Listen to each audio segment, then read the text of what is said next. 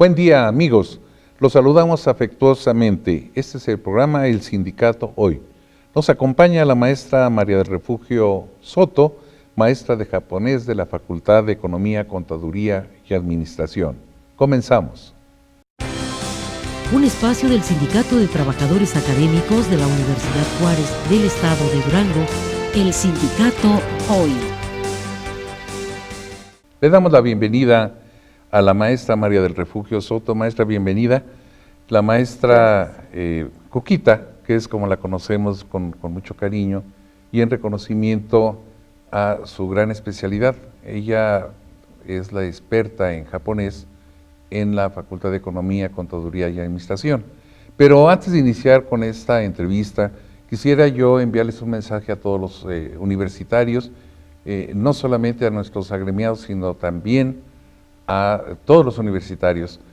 Se había despertado unas muy amplias inquietudes en relación al pago del aguinaldo del 2016, pero al día de ayer concluyó una plática que tuvo nuestra secretaria general y nuestro secretario académico, la maestra Palmira Maldonado y el maestro Rubén Solís, con el tesorero, y llegaron a la conclusión de que las cosas de alguna manera debemos de clarificarla.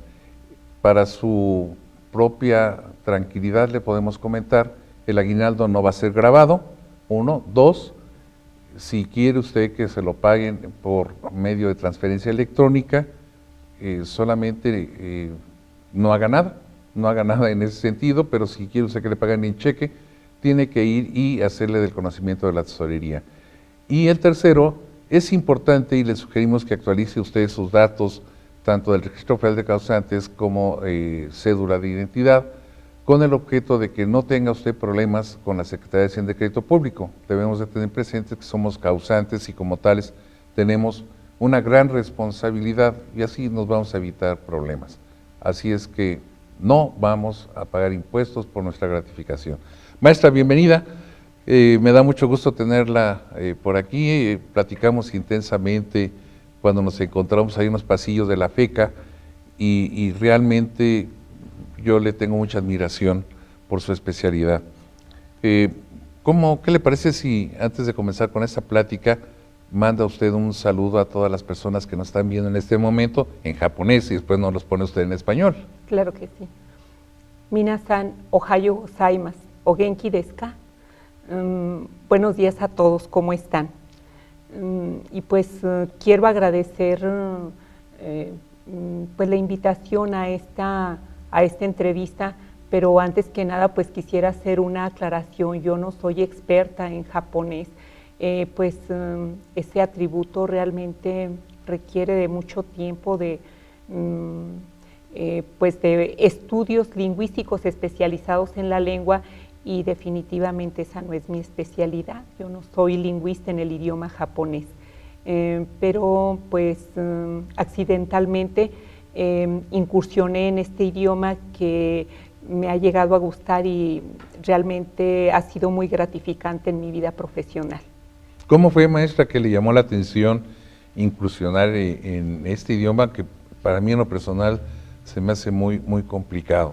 Mire, en realidad yo no me propuse incursionar ni en la cultura ni en el idioma japonés. Cuando yo soy, en primer lugar, yo soy maestra de profesión, yo egresé de la Normal del Estado. Cuando yo estuve como estudiante en la Normal del Estado, lo que yo veía era que nosotros los estudiantes de la Normal no teníamos ninguna posibilidad de movilidad social. Yo veía que los estudiantes del Tecnológico y de la universidad tenían oportunidades de intercambios culturales con otros países, y yo siempre me propuse cuando estaba ahí que yo tenía que ir a otro país, cualquiera que fuera, a tener una experiencia fuera de México. Entonces llegó la oportunidad de un intercambio y eran becas a Estados Unidos o a Japón. Entonces yo reunía todos los requisitos para ir a Japón y yo hice la solicitud. En primer lugar, en esa oportunidad fue en un programa que se llama Maestros sin Servicio, y este tipo de becas es solamente para maestros de educación básica, que es preescolar, primaria, secundaria y educación especial. Entonces yo concursé para esa beca y me fui en una primera instancia por año y medio, primero a la Universidad de Osaka, que era 6 meses de puro japonés, y después un año en la Universidad de Fukuoka, que era ya propiamente sobre el tema que yo había elegido para investigar allá, que era sobre los métodos educativos en educación básica en Japón, principalmente en primer grado, porque yo lo que veía es que ellos tienen 3 sistemas de escritura, 2 silabarios y los caracteres chinos, y todo eso tienen que aprender los niños en primero, y yo decía, ¿cómo es que ellos no tienen analfabetas, siendo que tienen que aprender todas esas 36 y 36 son 72 sílabas y aproximadamente 100 caracteres chinos? Yo decía, ¿cómo le hacen los niños de primero para que puedan aprender todo eso y no tengan analfabetas? Siendo que nosotros aquí pues seguimos teniendo problemas para enseñar a los niños a leer.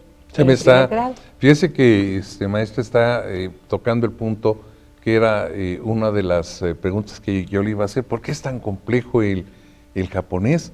Y ya me estás adelantando con todas estas características que tiene el lenguaje.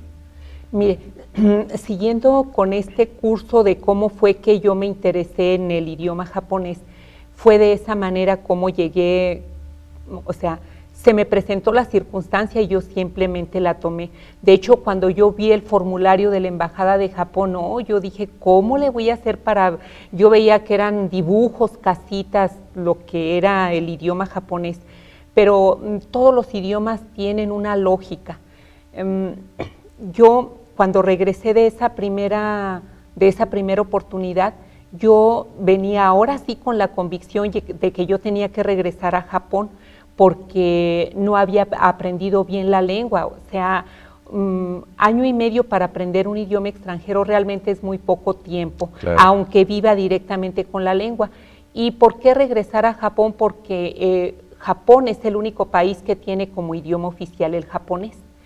Cuando yo me fui la primera vez, Japón era una potencia, la segunda potencia económica en el mundo. Entonces, bueno, había muchísimas oportunidades de trabajo, pero yo quise regresar más que nada a saber más de la lengua, a estudiar más la lengua. Entonces, me decidí a volver a intentar una segunda oportunidad, pero ya no en el programa Maestros en Servicio, sino para ir a hacer la maestría, y me fui a hacer la maestría en pedagogía. Entonces, una vez más fui a la Universidad de Osaka, a la Universidad de Lenguas Extranjeras de Osaka, donde una vez más era solamente 6 meses el estudio de japonés, y luego ya 2 años y medio en la Universidad de Educación de Osaka, donde hice la maestría en pedagogía. Entonces, esa fue la manera por la que yo he estudiado japonés. Es decir, yo estudié japonés como un instrumento para estudiar en Japón.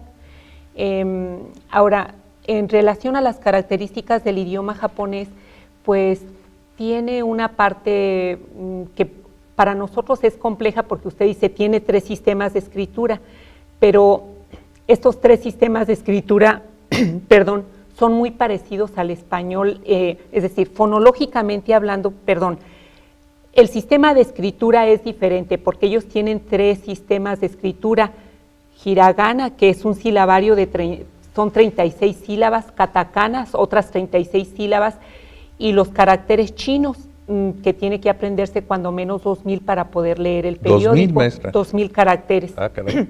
Pero los chinos tienen que aprender 10,000.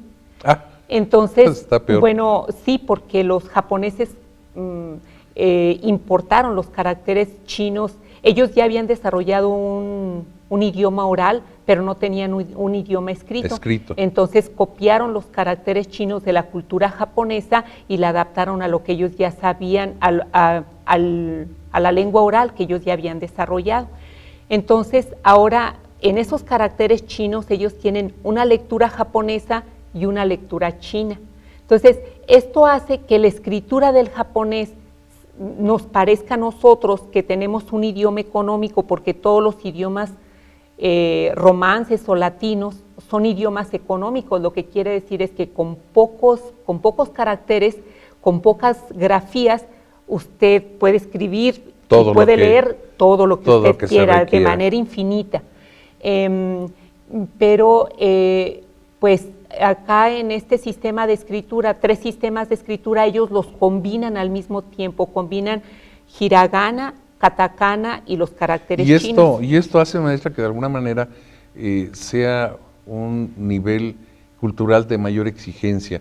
Le voy a pedir por favor que nos dé la oportunidad, vamos a ir a un corte y continuamos. Yo le quiero resaltar que no es especialista porque es una persona muy modesta. Regresamos en un momento.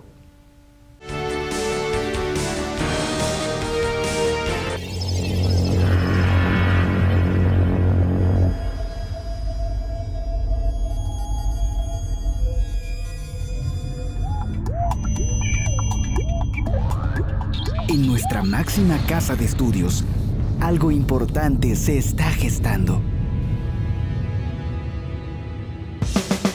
TVUGED evoluciona. Cambiamos para ofrecer más calidad y reforzar el contacto con nuestra gente. Porque se puede ser actual, manteniendo las raíces. Y aunque nos vemos distintos, vas a reconocernos. TVUGED ha renacido. Con visión universitaria.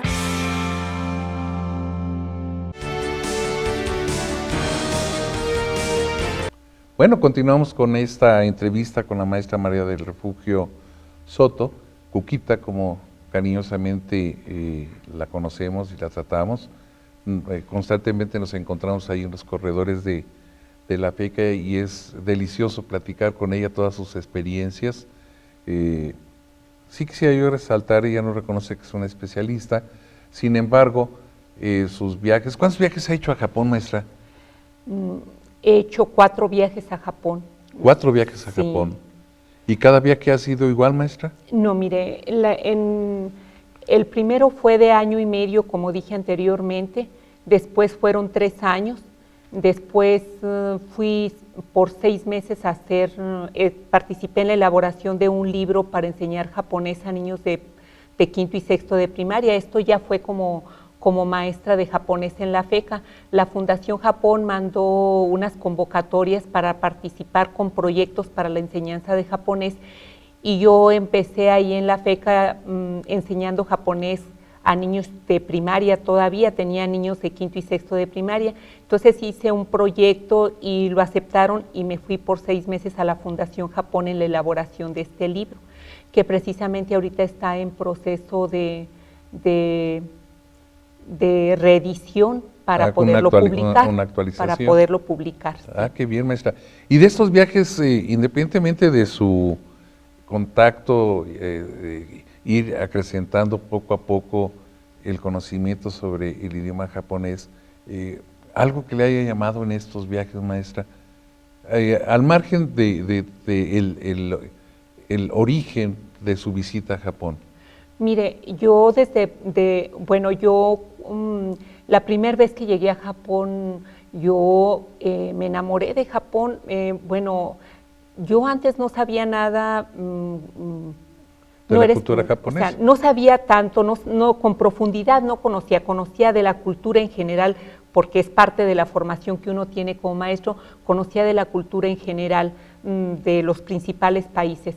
Pero cuando yo llegué a Japón, antes de irme empecé a saber de la cultura japonesa y yo sé que es una cultura muy respetada en el mundo porque nosotros sabemos que ellos son amantes de respetar los compromisos, ellos son amantes de la puntualidad. Entonces, a mí me parece que son valores que todo mundo debe aprender y que son parte de la formación de todo ser humano.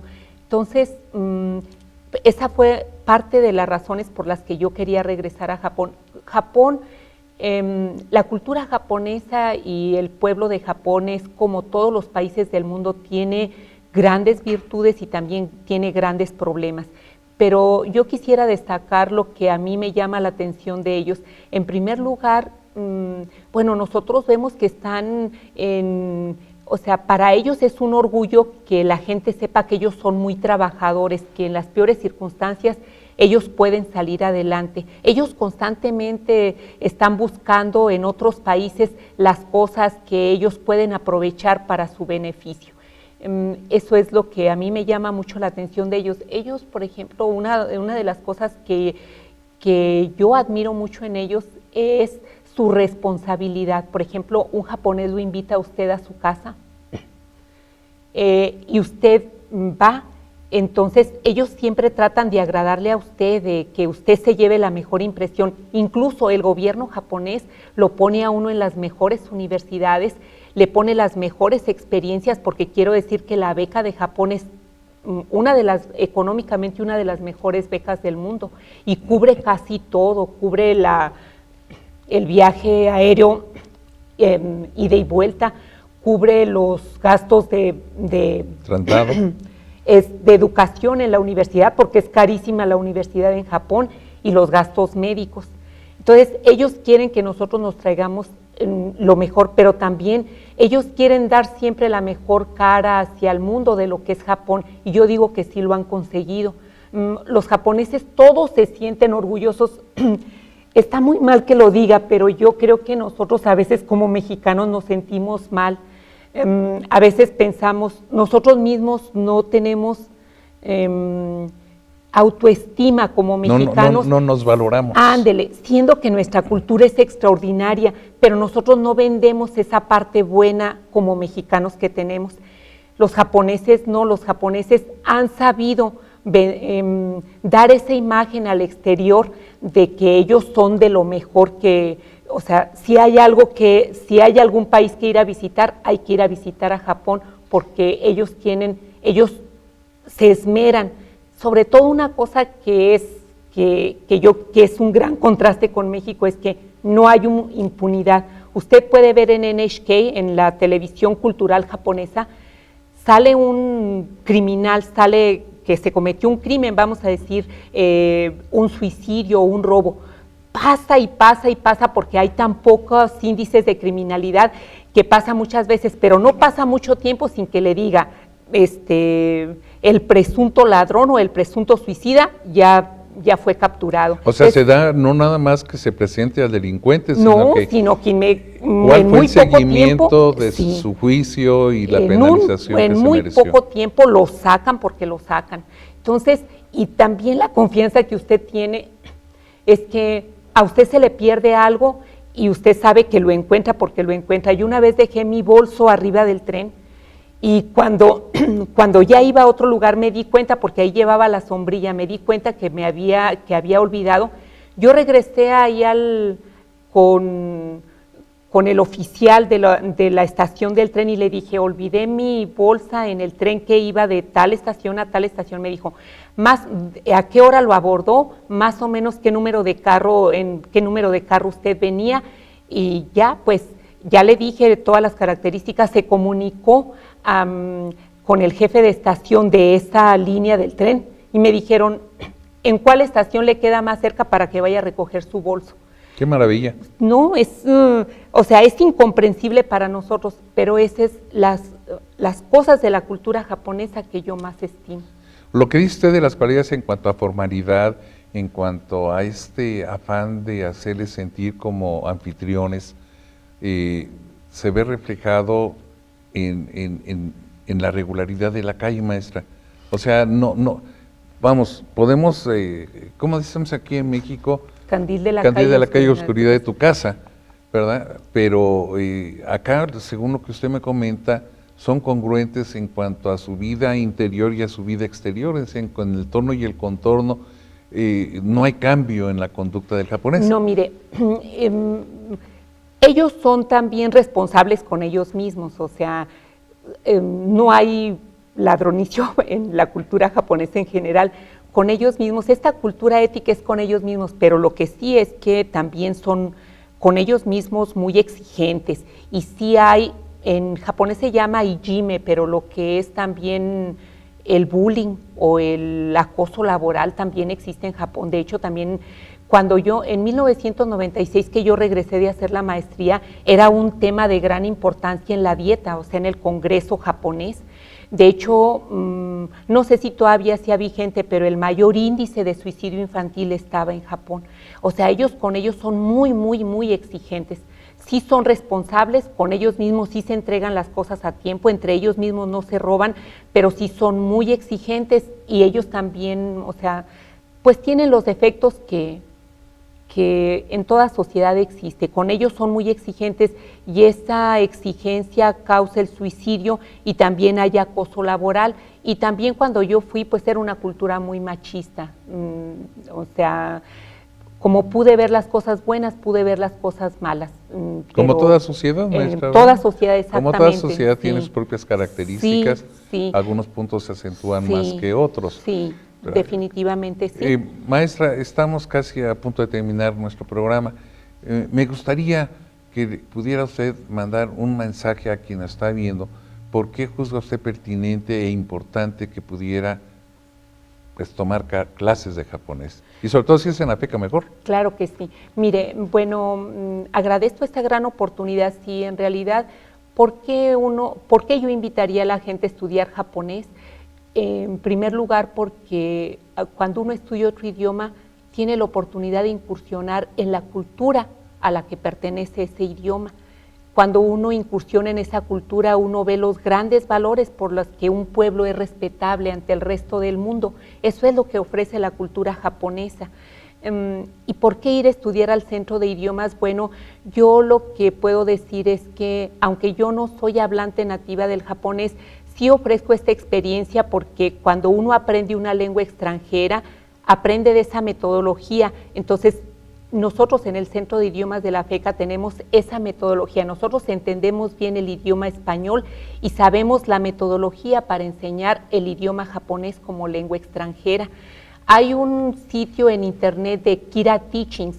Él es un español que tiene muchísimos videos para enseñar japonés y él recomienda, dice, en un principio hay que estudiar una lengua extranjera con una persona que es bilingüe totalmente, que puede dar amplias explicaciones en su lengua materna para poder entender, para poder hacer un buen arranque en el estudio de la lengua extranjera que uno quiere aprender. Maestra, desde ese punto de vista nosotros tenemos esa experiencia y además hemos enviado cuando menos 3 becarios, han estado 3 estudiantes en Japón, un médico, un contador egresado de la FECA que ahora trabaja en una industria japonesa en Aguascalientes. Entonces también tenemos la posibilidad de enseñar a los estudiantes el camino para obtener una beca.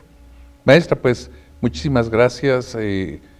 A quien nos está viendo, queremos resaltar que la maestra forma parte de nuestros agremiados en el Estaujet. Y la idea del sindicato hoy es mostrarles quiénes son los que forman parte de nuestro propio sindicato. Maestra, muchísimas gracias. Gracias a ustedes. De obligaciones y prestaciones. Sección de obligaciones y prestaciones. Cláusula 77. Fondo de ahorro. Para integrar un fondo de ahorro, la universidad aportará el 6.75% del salario tabular y el personal académico el 3.5% de los salarios tabulares, que serán pagaderos en 2 emisiones, una en la segunda quincena de junio y la otra con la gratificación anual. De obligaciones y prestaciones. Amigos, llegamos al final de este programa, el sindicato hoy del Estaujet, agradeciéndole que nos haya permitido mantenerle informado sobre los maestros especialistas que son nuestros agremiados. También agradecemos a los directivos y técnicos de TV UJET su apoyo y confiamos que próximamente podamos coincidir.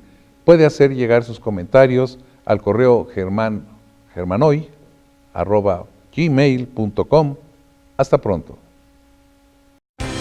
El sindicato hoy, Comité Ejecutivo 2016-2019. El sindicato hoy.